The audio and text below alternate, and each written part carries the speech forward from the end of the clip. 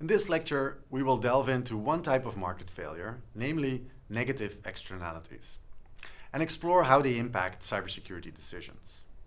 This is an important topic because understanding externalities can help us explain why certain security failures persist and how they could be mitigated. First, let's define what we mean by negative externality. A negative externality occurs when the action of an individual or firm leads to cost borne by bystanders without any compensation. This is sometimes also described as cost on third parties, with the first and second parties being the producer and the consumer. So these costs are external to the market transaction. Since these bystanders are not part of the market transaction, their costs are not taken into account. The classic example of a negative externality is pollution from a factory. The harm of the pollution can end up with people or organizations far away from the factory. The factory does not take these costs into account.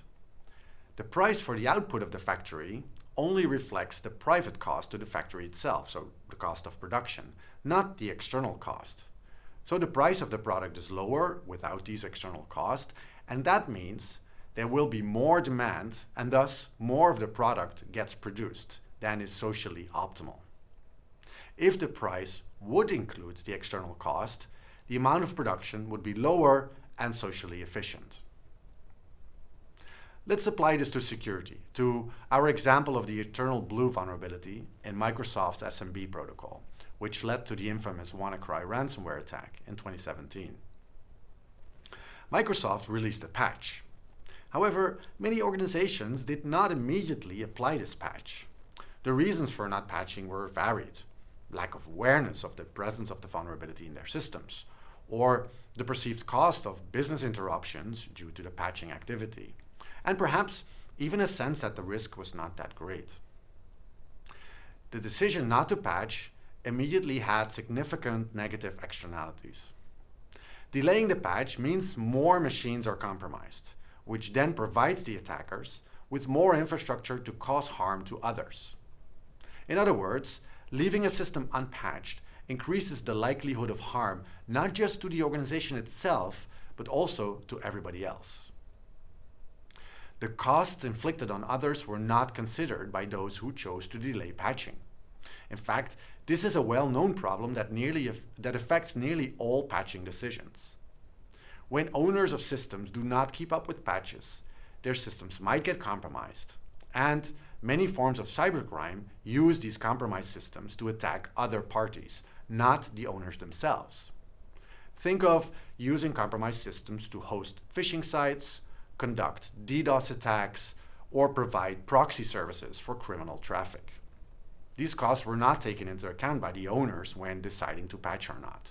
So they patch less often than is socially optimal. This is a prime example of a negative externality in cybersecurity.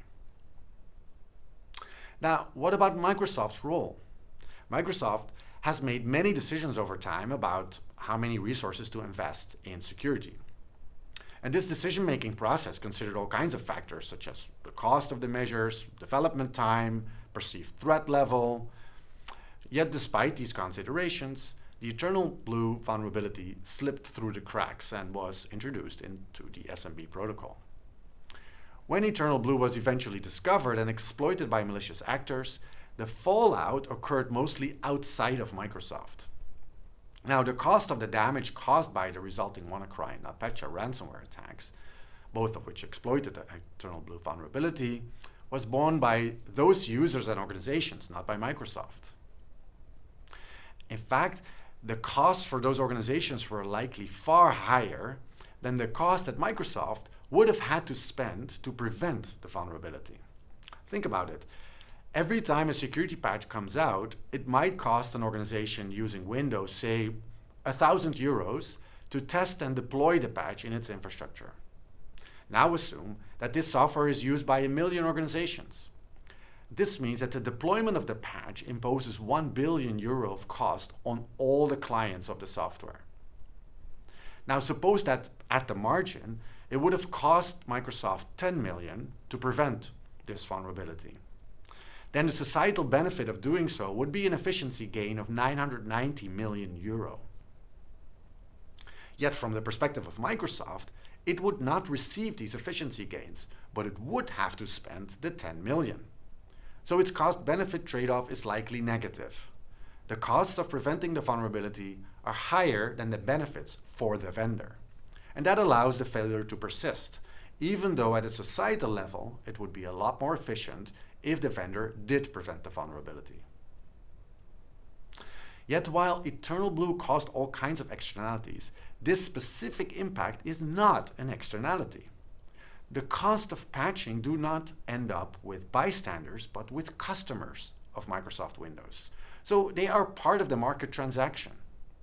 Enterprise customers of Windows look at more than only the price of the product. They look at the total cost of ownership.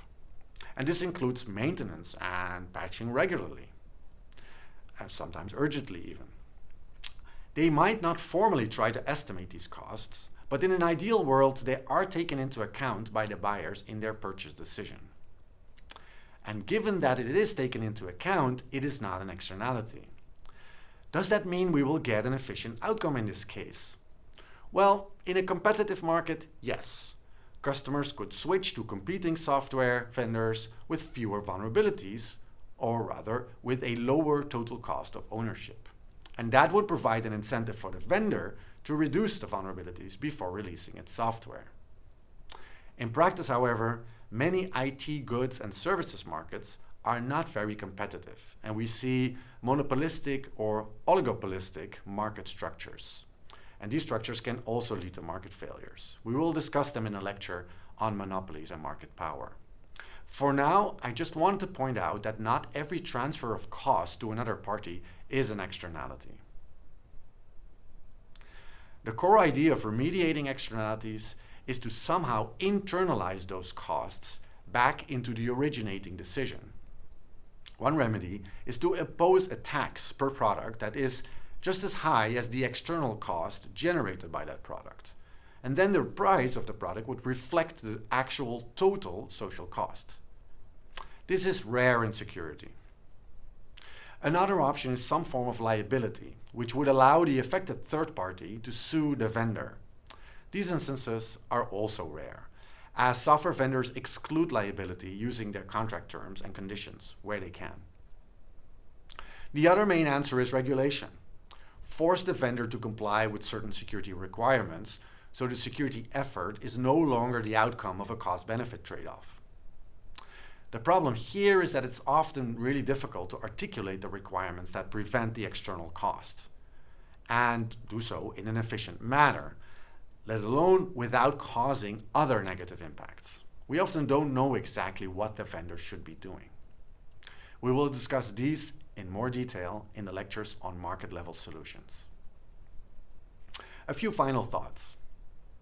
Our explanation might sound like externalities result from conscious calculating decisions, but the agent causing the externalities might also not be fully aware of the downstream effects of their decisions, or understand the full extent of those effects. It is rare that externalities have zero consequences for the originating agent. People sometimes point to reputation damage, for example. In the case of software vulnerabilities, you might think that the reputation of the product or the vendor suffers. This is likely true, but it doesn't mean that this causes a significant incentive that reflects the external cost. A lot of the supposed reputation damage never really translates into tangible effects. For example, various studies found that the impact of data breaches on the stock prices of the firms where the breaches occurred were minor and transient. So we should be careful not to overestimate the importance of the impact on such intangibles like reputation. This might be different for governments or nonprofits, where reputation is more critical to the functioning of the agent. Externalities are often seen as unusual or rare, while in reality, they are a common feature of economic systems. In cybersecurity, they're pervasive due to the interconnected nature of digital systems.